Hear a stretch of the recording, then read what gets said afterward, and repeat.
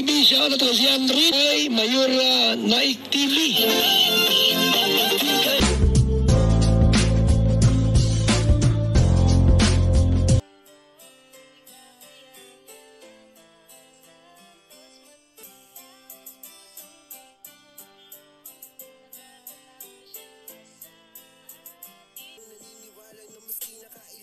Mapagpalang araw po mga kalingap at mga taga-subaybay. Ang nagbabalik ang iyong lingkod, Mayora Naik TV. At bago ko simulan ang aking video reaction sa araw na ito, ay nais ko pong pasalamatan ang ating amang Kalingap Bal Santos Matubang, Ate Edna Vlogs, Kalingap Rab, at sa lahat ng mga Kalingap Vlogger. Suportahan po natin ang kanilang mga YouTube channel at no skip ads lang po upang mas marami pa po silang matutulungan ng mga kababayan natin na nangangailangan. At ngayon po, ang video na ito ay mapapanood na kabuuan sa YouTube channel ni Pure Health. So, suportahan po natin ang channel ni Pure Health at suportahan din po natin ang channel nila Kuya Ido, Kuya Jomar, Kuya Ian, David, and Jack, at sa lahat ng mga kalingap. So ngayon ay hindi na po tayo magtatagal at sisimulan na po natin ang ating pag-video reaction.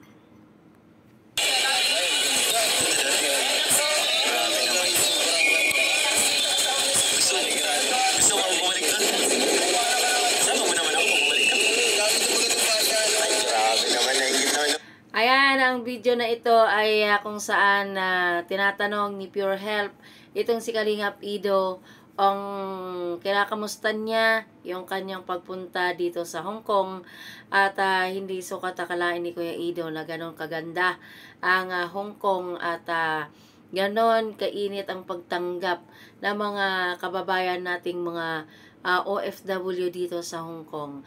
At gusto pa niyang bumalik dito sa Hong Kong.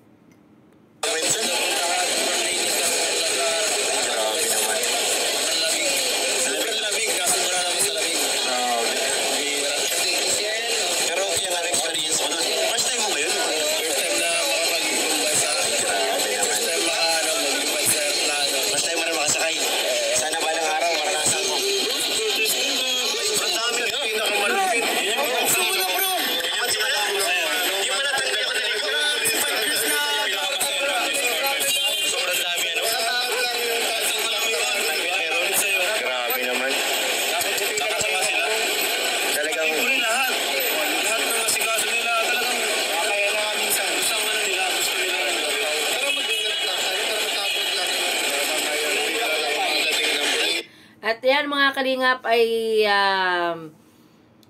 bago silang dating o bagong baba sa eroplano at sila ay nasa Pilipinas na Philippine Airport at nag-aabang na sila ng kanilang masasakyan pauwi ng Bicol. At ayan, kakababa lang nila at sabi nga, bilib nga si Kalingap Rab sa mga kababayan natin na hindi nila akalain na ganon kaasikaso ang mga kapwa natin OFW dito sa Hong Kong.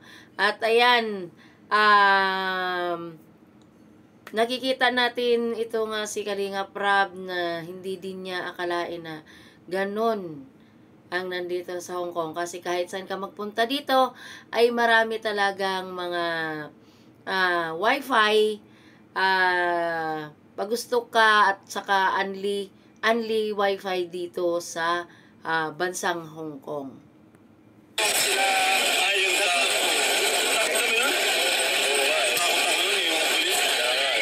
Pero ano naman ng polis, hindi naman parang inaano lang na hindi kayo masyado maipit. Ayun, ibang salita.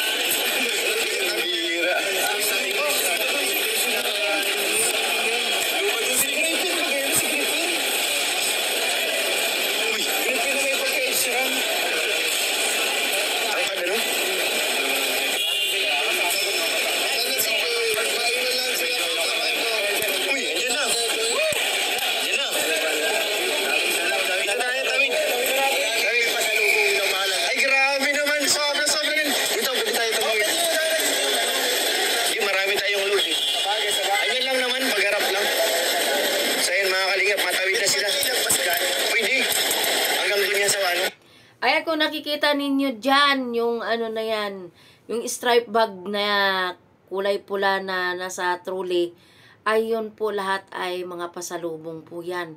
Yun po lahat yung ibinibigay o regalo ng mga kababayan natin dito sa Hong Kong. Sobra-sobra, napakadami talaga mga kalingap ang binibigay ng regalo sa Team Kalingap natin. At hindi ko alam, at meron din ako dyan na iniregalo natin sa ating bibirina. Di natin alam kung ano na ang nangyari dyan sa mga padala na yan. So, ayan, nakikita natin at sana nga